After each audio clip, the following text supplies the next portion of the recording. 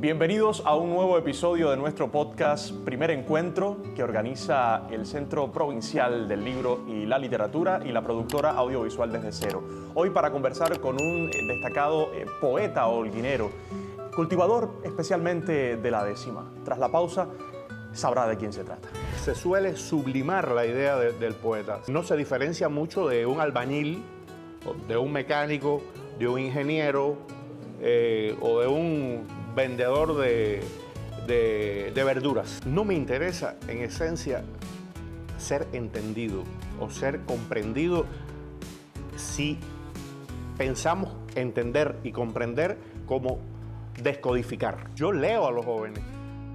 Me interesa todo lo que están escribiendo ahora mismo los poetas jóvenes cubanos. Pobre de aquel que no sea leído por los jóvenes.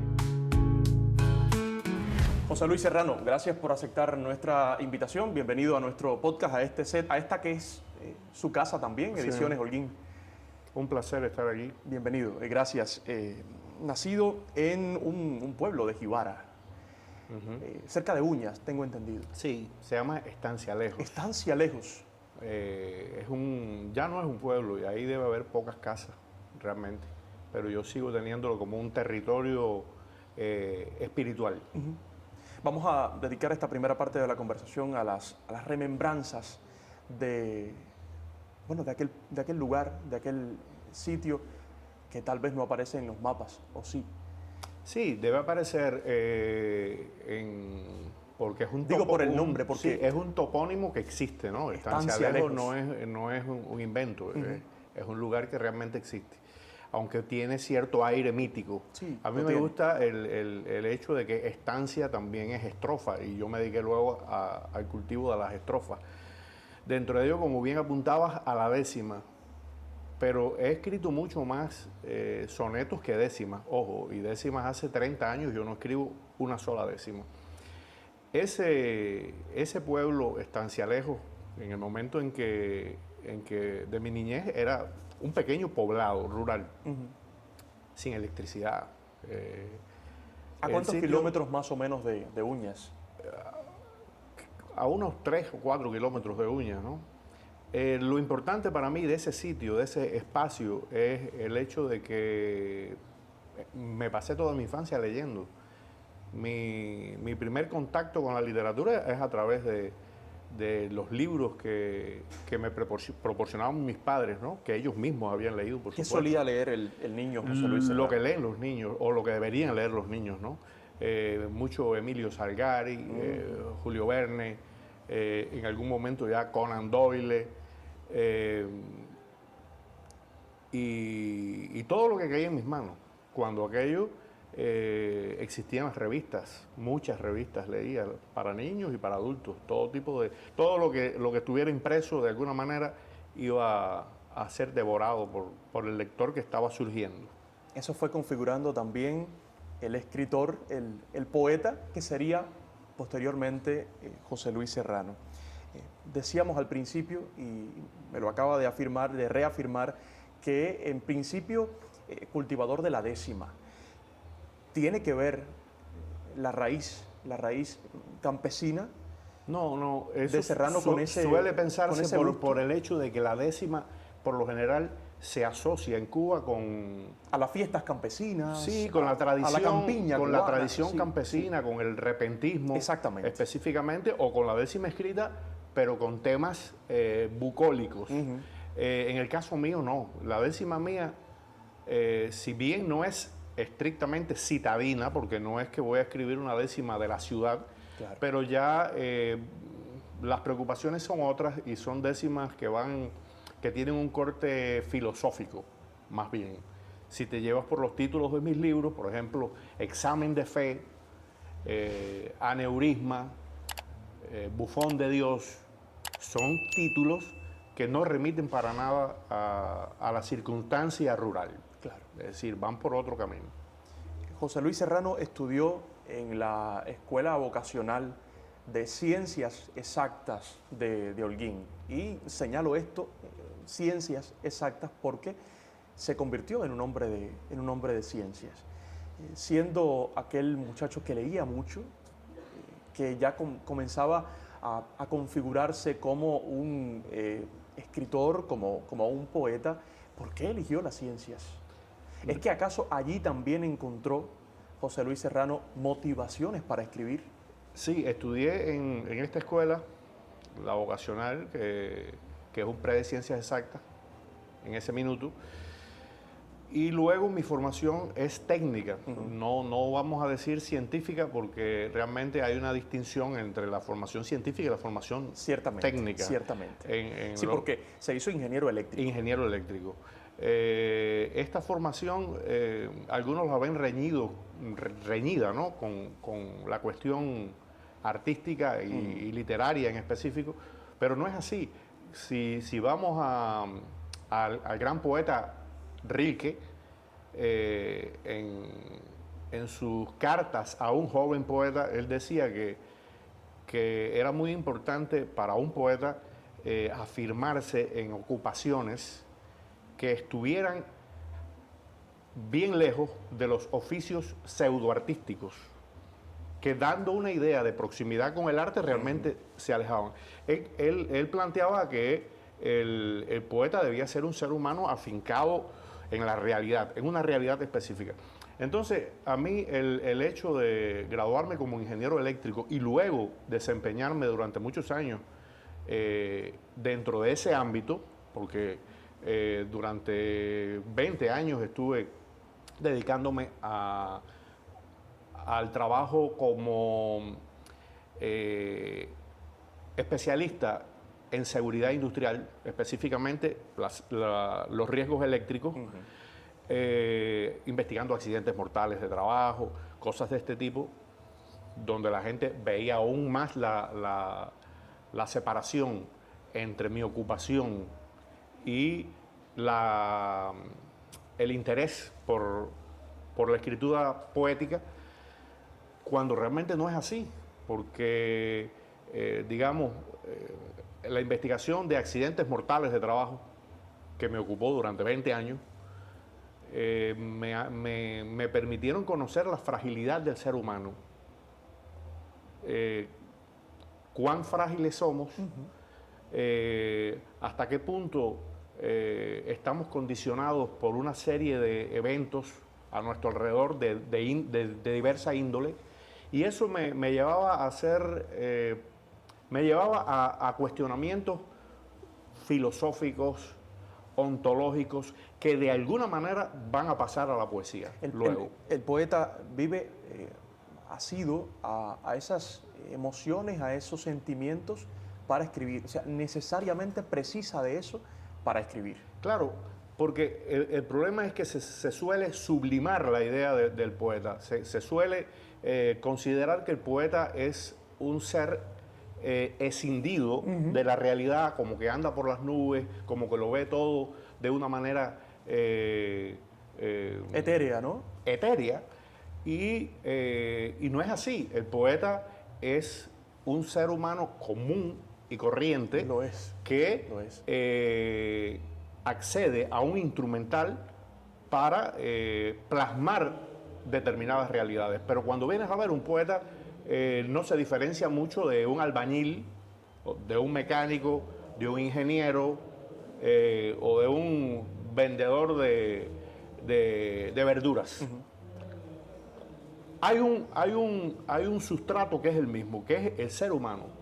Entonces el poeta sencillamente tiene un repertorio de instrumentos que se va fraguando en la medida que escribe y que indaga dentro de la poesía, y va logrando articular un discurso, pero esa idea romántica de poeta como que está conectado con un estrato inaccesible para los seres humanos es descabellada realmente. Quiero detenerme todavía en la décima, quiero que nos quedemos todavía en la décima, porque hay una amistad reconocida por muchos con otro cultivador de la décima en Holguín, también premiado por sus textos, que es Ronel González. Y forman parte, yo diría, Serrano, de una generación de poetas en Holguín. que lograron insertarse en el panorama cultural de esta ciudad, con sus textos, con su poesía. ¿En qué momento es que aquel ingeniero que se había formado en la universidad, hoy Universidad de Moa, anteriormente Instituto Superior Minero Metalúrgico de Moa, cuándo es que se inserta ya completamente en el panorama cultural de esta ciudad, del país en sentido general, Bueno, en sus eventos, en sus concursos? Yo entré, digamos que por la puerta ancha, porque Ronel ya tenía un trabajo en la décima importante, reconocido, y en el año 1995 escribimos un libro a dos manos.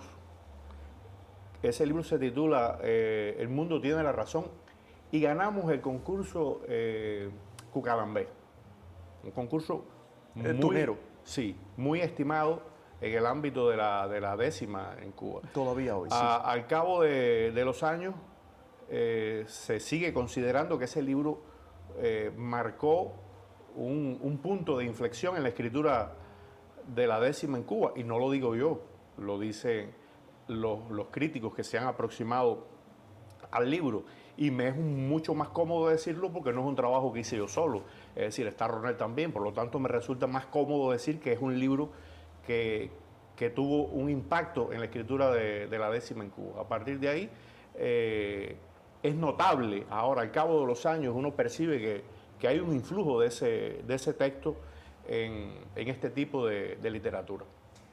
Cuando a los muchachos de la Asociación Hermanos Saiz les dio por fundar no solo Romerías de Mayo, sino dentro de Romerías de Mayo una editorial, un sello para visibilizar la obra de los jóvenes escritores holguineros, que luego también alcanzaría una dimensión nacional y hoy internacional, eligieron un texto de José Luis Serrano para que fuera aquella primera publicación, aquel primer libro. Se trata de Bufón de Dios, publicado por Ediciones La Luz, que ya, bueno, acumula más de 25 años de labor.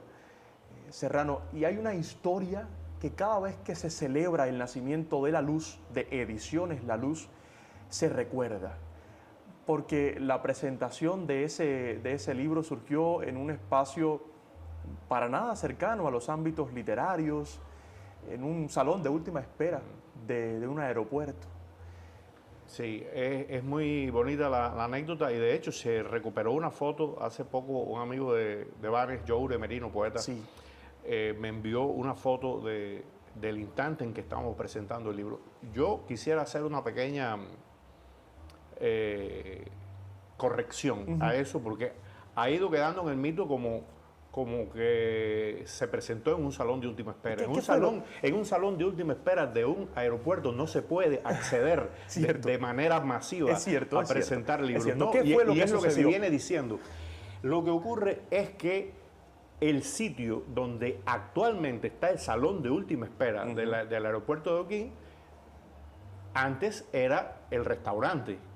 Ahí, en ese mismo lugar, estaba el restaurante del aeropuerto. Es el lugar donde se presenta, porque ya un vuelo charter que salía hacia La Habana es el último reducto de las romerías. ¿Pero qué sucedió? Que no dio tiempo a tener lista a presentar. la El libro se hace por Reina del Mar Editores y Ediciones La Luz, que está surgiendo en ese minuto. Sí. Y llega en el último día. Bueno, el último día no, ya el hacha se ha izado en el edificio de 18 plantas. No se puede hacer nada, entonces el libro no se va a presentar en romería. Bueno, la idea fue entonces ir a ese último grupito de personas que eran los que iban a tomar un vuelo charter hacia La Habana, y allí estaba, por suerte, cosas del azar concurrente o del realismo mágico. Allí estaba Alberto Tosca, cantó dos canciones que a mí siempre me han parecido fundamentales en la cancionística cubana, que es Paria. Tiene otro título, pero se conoce como Paria, y Sembrando para ti. Yo se las pedí y él las cantó. Ronel hizo una presentación magnífica del libro, y se conserva, como todos los que estuvimos en aquel momento, como un instante mágico, como una cosa muy linda. Y quien esté ahora, quien pase por el aeropuerto y esté en el salón de última espera, bueno, ahí fue. en ese sitio. Lo que en ese momento no era un salón de última espera, Sencillamente sino era un restaurante. Un restaurante, un acontecimiento, sin lugar a dudas. Creo que los que asistieron a ese suceso tal vez no imaginaron en ese entonces la magnitud que alcanzaría un sello como Ediciones La Luz.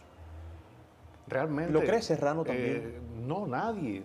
Ni nosotros mismos que éramos protagonistas del hecho, sí. No podríamos calcular las dimensiones que luego alcanzaría el proyecto, de ninguna manera. Y fíjate que me encanta que ese libro que para mí realmente es mi primer libro, aunque está el libro con el que ganamos el Cucalambé anterior. Pero las décimas de ese libro que compartí con Ronald, luego yo las pongo en Bufón de Dios y completo el libro. Así que oficialmente mi primer libro es ese. O sea, y que nazca una editorial con tu primer libro y una editorial que luego se va a convertir en una cosa como Ediciones La Luz es realmente una maravilla. Imagino que sí. ¿En qué momento entonces es que Serrano comienza a sentirse propiamente poeta? ¿Es acaso con este título? Mira, porque el título me trajo una pregunta reconocimiento también. Complicada, esto de sentirse poeta, porque a la larga uno siempre tiene sus reticencias con el tema, porque para mí, poeta, que te decía ahorita, hace unos segundos, para no ser contradictorio, te decía que es un ser humano común y corriente, que es algo convencional, por una parte, pero por otra parte también entiendo que el poeta produce textos que se completan con los lectores y que si esos textos le funcionan a los lectores, entonces es que el poeta se convierte de verdad en un ente de importancia real en la cultura, ¿no? Cuando esos textos funcionan. Entonces, respecto a lo que me preguntas, uno comienza a sentirse poeta cuando tienes la retroalimentación, cuando comienzas a percibir que tus textos son importantes para otras personas. Mientras tanto, no. Mientras tanto, tú has escrito algo, el libro se publicó, pero eso no es nada, porque puede funcionar o no. Es algo que es sumamente importante. La poesía es un diálogo. No hay poesía en un texto, en un libro, mientras alguien no lo abre y eso tiene una repercusión para esa persona, no hay nada ahí no hay poema. Sin esa conexión, sin ese nexo. Exacto. Y lo que yo he escrito nunca va a significar lo mismo para la otra persona. Por eso yo entiendo también que es un poco petulante querer conectar el texto con emociones muy precisas, hacer que el texto signifique cosas muy, muy específicas. Yo diga, bueno, aquí, como nos enseñaron en mi época, espero que los programas se hayan modificado un poco, que el profesor o la profesora de literatura decían, ¿qué quiso decir el autor? Esa pregunta es diabólica, ¿entiendes? El autor dijo algo, pero ¿qué quiso? ¿Cómo tú vas a indagar? Lo que importa no va a ser eso, lo que importa realmente es qué te dice a ti ese texto. Eso es lo que importa. Una vez que tú produces esas relecturas texto, que hacen los claro, el gran ensayista mexicano Octavio Paz decía que el poema es un espacio vacío, pero cargado de inminencia. Que la poesía no era propiamente sentido, sino inminencia de sentido. Cuando tú lees algo como esto, para decirte un ejemplo magnífico, temblé una vez en la reja a la entrada de la viña cuando la bárbara abeja picó en la frente a mi niña. ¿Qué quiso decir el autor? Por Dios, es que eso es inefable. ¿Qué me dice a mí? A mí, ese texto específico, estos versos de Martí, no me dicen una idea tácita, no me transmiten una imagen específica, tienen una dimensión simbólica, tienen un impacto en mí cuando leo esos versos que no podría traducirte en palabras. Y ahí entramos ya en el misterio de la poesía. Porque la poesía es algo que no se puede traducir en palabras. Misterio, tú puedes coger un artículo de prensa que leíste, una noticia, y la puedes contar. la puedes explicar, decir, mira, va de esto, va de aquello. Sí, decodificarla. Decodificarla puede hacerse en alguna medida con la narrativa. Un cuento, una novela, tú puedes decirte, mira, esta novela trata de esto y aquello y al final a este personaje le va a ocurrir una cosa, hasta ahí te lo dejo porque quiero que te la leas. Perfecto. Pero con la poesía no. La poesía te va a colocar en una dimensión simbólica y el símbolo no significa. El símbolo no significa, el símbolo simboliza. Claro. Es otra cosa. Claro. Y sintiéndose poeta, José Luis Serrano, y regresando a lo que me decía hace un rato de no recurrir en sus textos a situaciones, como pudiera pensarse, decimista al fin, de estos ámbitos comunes, naturales, cotidianos, sino recurriendo a otros temas, a otros asuntos. ¿Se siente Serrano un poeta comprendido, entendido? Bueno, está en línea un poco con lo que estábamos diciendo hace unos minutos. No me interesa, en esencia, ser entendido o ser comprendido si pensamos entender y comprender como descodificar. ¿Entiendes? Descodificar el texto mío y llevarlo a un nivel... Diseccionar sí, y obtener de ahí una serie de ítems que sean, entre comillas, el significado del poema. Eso a mí no me interesa. A mí me interesa que la poesía funcione a nivel simbólico. Claro. Por eso, en mi escritura, que se ha ido con los años poniendo, digamos, que un poco más intrincada por la cantidad de cosas que uno quiere colocar en un texto, a veces le digo a las personas, mira, déjate fluir, deja que el texto acontezca y no trates de interpretar nada. César Vallejo decía, y esto yo me lo repito como un mantra, César Vallejo decía, lo que importa en un poema es el tono con que se dice una cosa y secundariamente lo que se dice. Dylan Thomas, para hablarte de grandes poetas, uno en el ámbito de la lengua castellana, otro en la lengua inglesa, Dylan Thomas decía que el sonido de las palabras es lo importante. Así, el sonido de las palabras es lo importante, porque la gente pierde de vista, y aquí hago esta acotación porque pudiera parecer un poco festinado lo que voy a decir. La poesía se escribe con palabras, no con ideas. La poesía es un acontecimiento del lenguaje y se escribe con palabras, una a una, y no con grandes ideas, porque las ideas que pueden estar en el poema, por supuesto, en el poema va a haber ideas, en el poema va a haber emociones, va a haber todas estas cosas, pero está escrita con palabras, y las palabras en el texto poético, insisto en ello, funcionan de una manera simbólica. El lenguaje de la poesía es connotación, no es designación, no es esto significa esto otro. Nicanor Parra tiene un verso que a mí me encanta también, que dice, yo digo una cosa por otra. Yo digo una cosa por otra. Es decir, ¿qué importa esto no lo le que uno va resta, diciendo? ¿no le resta espontaneidad al texto? No, lo que creo es que va a ser mucho más espontáneo, porque en la medida en que tú estás muy preocupado con qué va a significar lo que estoy escribiendo para el otro, mi espontaneidad muere, porque lo verdaderamente natural es que yo tenga mi relación con las palabras, es una relación íntima con el lenguaje, y que de esa relación surja el texto poético. ¿Qué va a pasar con ese texto poético? Bueno, eso ya no es problema del poeta, es problema del lector.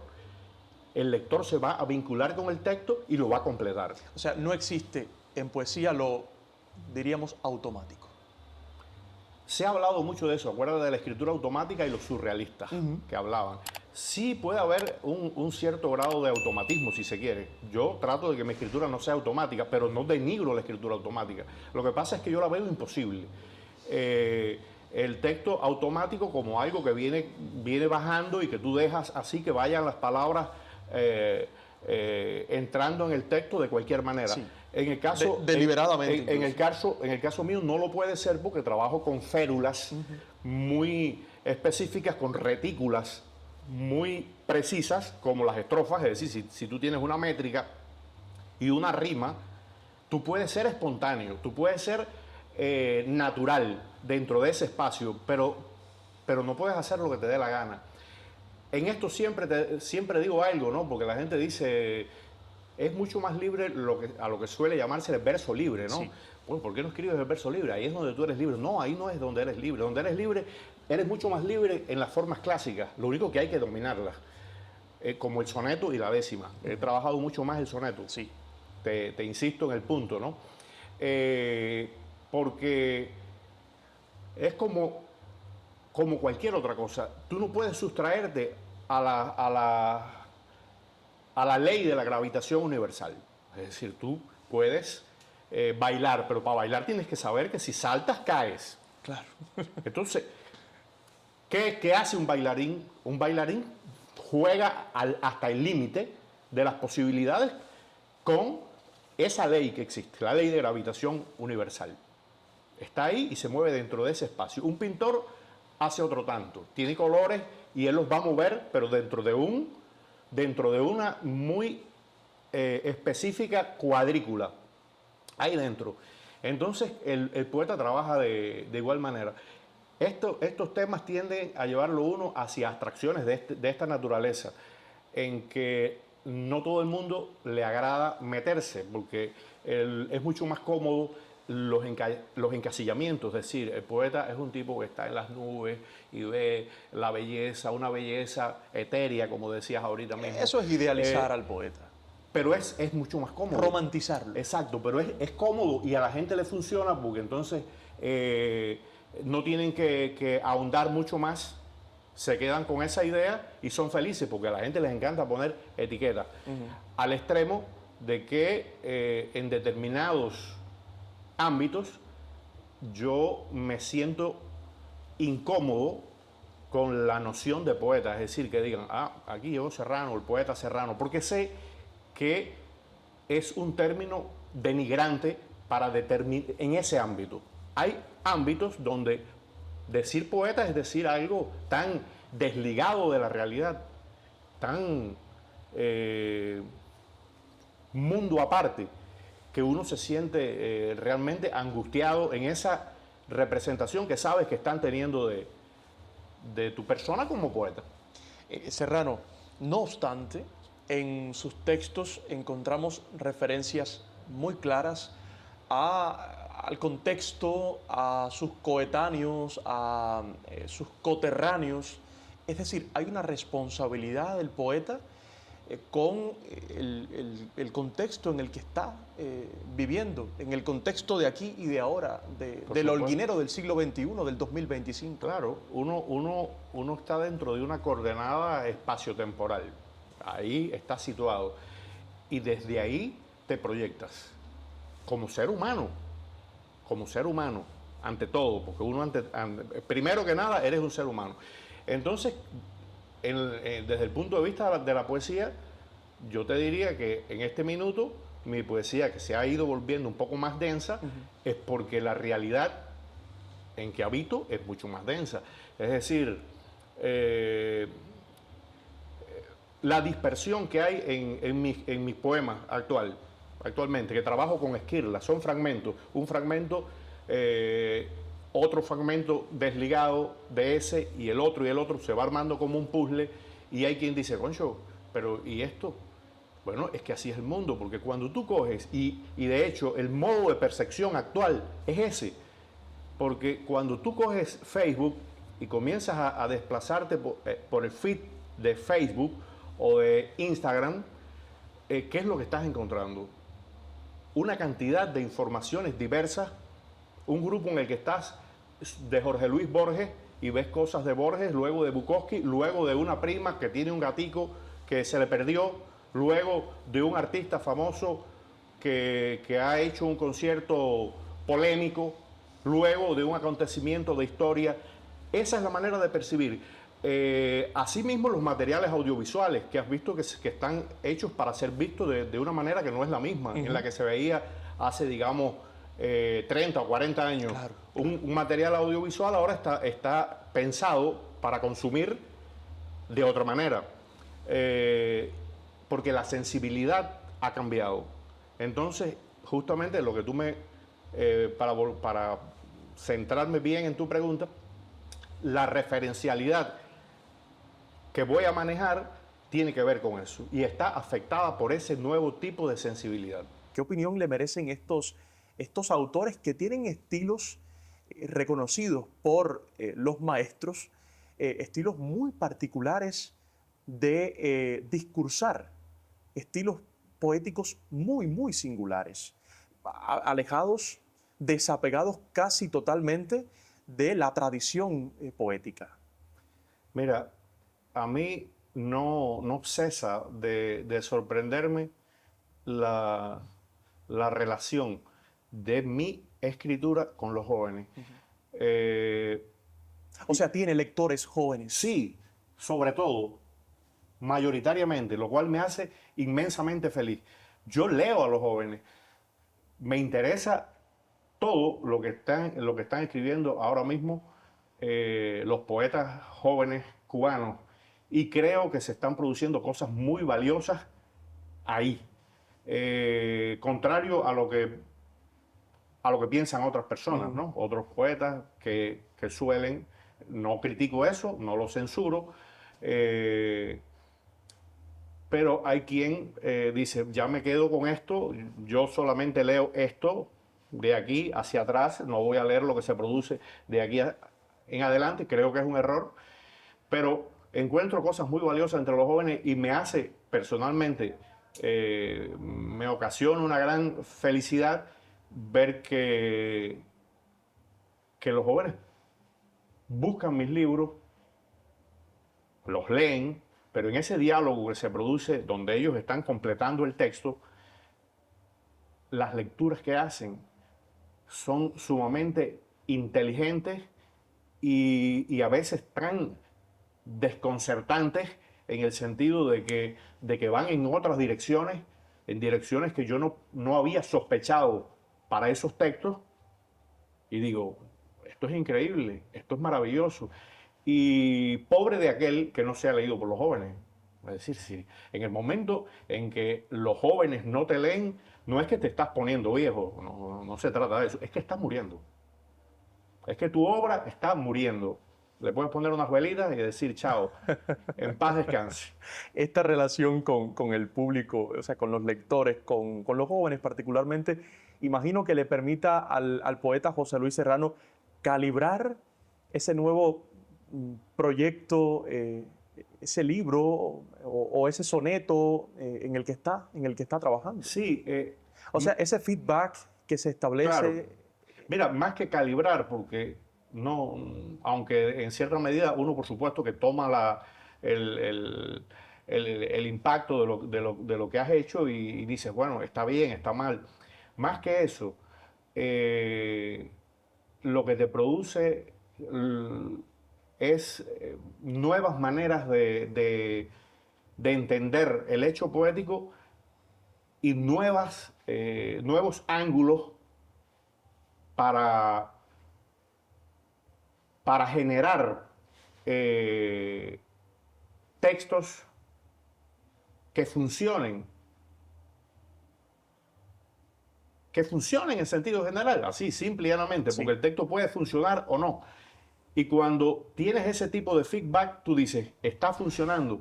Y te permite también decir qué cosas modificar en tu escritura, qué vuelta de tuerca darle y de qué cosas abstenerte también. Hay una labor que también quisiera destacar en esta carrera de José Luis Serrano. Además de la labor escritural, también está la misión de editar, la labor del editor. ha sido comprendido, ahora sí cabe la palabra comprendido por los autores, porque para mí es admirable la labor del editor. Es difícil entablar ese diálogo cuando el autor se resiste a cambios propuestos por el editor. Sí. Suele confundirse el trabajo de edición con el trabajo de corrección. A veces... Ha derivado en eso. Sí, a veces lo que se cree o lo que se entiende por edición no pasa de ser una mera corrección, donde esa persona que se hace llamar editor lo que ha encontrado son fallas sintácticas, de gramática, ha propuesto cambiar un adjetivo por un sinónimo y ese tipo de cosas. En ese caso no hay edición, pero la edición es un trabajo un poco más invasivo, si se quiere. Modifica el texto. Propone nuevos caminos para la obra, muestra nuevos senderos, hace que la obra en algunas ocasiones modifique su estructura. Entonces, en este caso, tiene que haber un diálogo entre el autor y el editor. Si no hay un diálogo, es imposible. Es decir, si un autor se resiste, si el autor está contraído y no quiere que su texto sea modificado de ninguna manera, bueno, no hay mucho más que hablar ahí y ese texto, desde el punto de vista de edición, no va a crecer mucho. Pero hay textos que crecen enormemente en la edición. Cuando digo crecen, me refiero cualitativamente. Un texto bien editado puede diferir del manuscrito que llegó a la editorial, es decir, diferir sustancialmente, para bien. Ahora viene la otra parte, que es que el editor tiene que ser capaz de desaparecer. Todo lo bueno que ocurre con ese texto es cuestión del autor. El editor tiene que saber que las cosas que hizo por ese texto, tiene que olvidarlas de inmediato y dejar que la obra salga, y esa obra es absolutamente todo lo bueno que hay en esa obra pertenece al autor. Así funciona.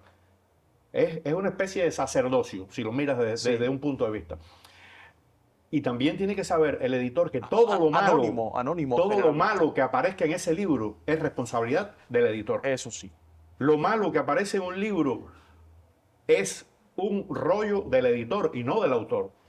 Siempre se va a poder decir, este libro estuvo mal editado. Tamaña responsabilidad. Eso funciona de esa manera. Quien no lo entienda de esta forma no puede ser editor. Lo otro bueno que tiene el oficio de editor es que te permite inmiscuirte en otros procesos creativos y comprender cómo funcionan. Pero que siempre lo hace desde la autorreferencia, desde la propia experiencia de autor. Sí, claro. Suele suceder. Pero hay que tener... Aunque no todos hay que los tener editores... mucho cuidado con esto, porque el editor no puede hacer fuerza en el sentido de que el libro diga las cosas que yo quisiera decir. Claro. Es decir, tienes que permitir que el autor sea él y buscar lo mejor del autor y hacer que brillen esas zonas que son importantes y apartar lo que no aporte a la obra. Pero mucho cuidado con que el editor vaya a querer que su ADN se incorpore a la obra. Eso es nefasto. Ocurre en algunas ocasiones, pero es nefasto. José Luis Serrano es un poeta multipremiado.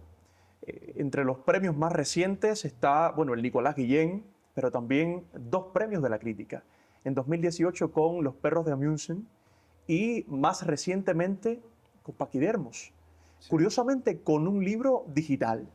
Sí. Ahora que están tan de moda, aunque no dejan de ser polémicos, no dejan de despertar la polémica los libros publicados en este tipo de formato. Es curioso que el premio anual de la crítica se otorgue a un libro precisamente en este formato. Lo cual me alegró mucho. Voy a hacerte una acotación ahí, porque no es para anotarme otro premio de la crítica, pero es que si estamos en Ediciones Holguín tenemos que mencionar que Geometría de Lobachevsky obtuvo también el premio de la crítica en el 2016. Me lo recordaba Kenia Leiva antes de comenzar esta conversación, un olvido involuntario. Los apagones. Entonces, sí, fue realmente muy estimulante saber que el libro obtuvo ese premio en formato digital. Es la primera vez que se permiten que obras en formato digital sean valoradas por el jurado del premio de la crítica. Es la prueba de que no importa el formato, sino el contenido. Claro, claro. Era sencillamente el mundo va cambiando.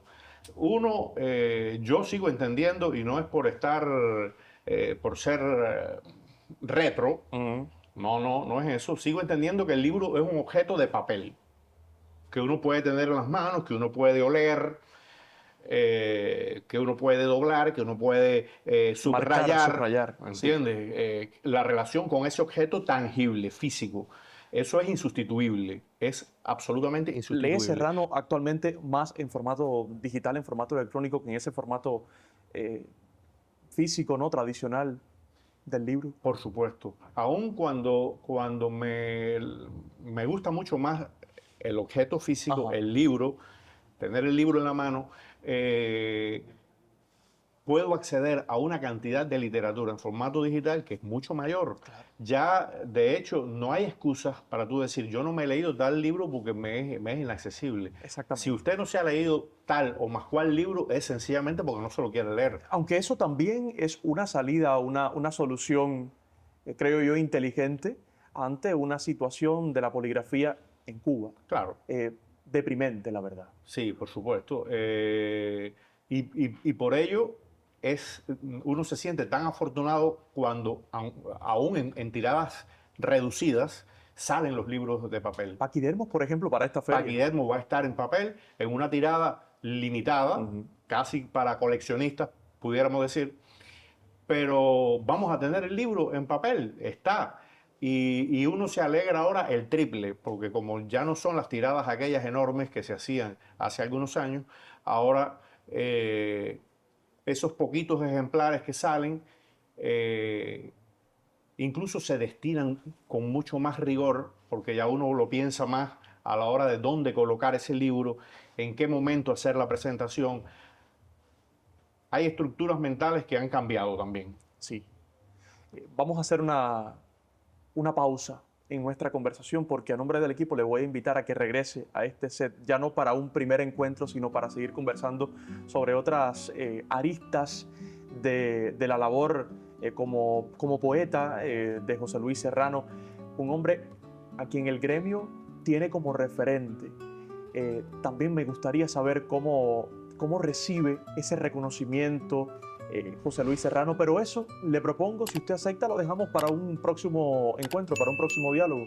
Para mí sería magnífico. Ha sido tan grata la conversación que creo que me quedé con deseos de continuarlo. Nosotros también. Le esperamos pronto. Y también a quienes siguen este podcast de la productora audiovisual Desde Cero y el Centro Provincial del Libro y la Lectura. Hasta entonces.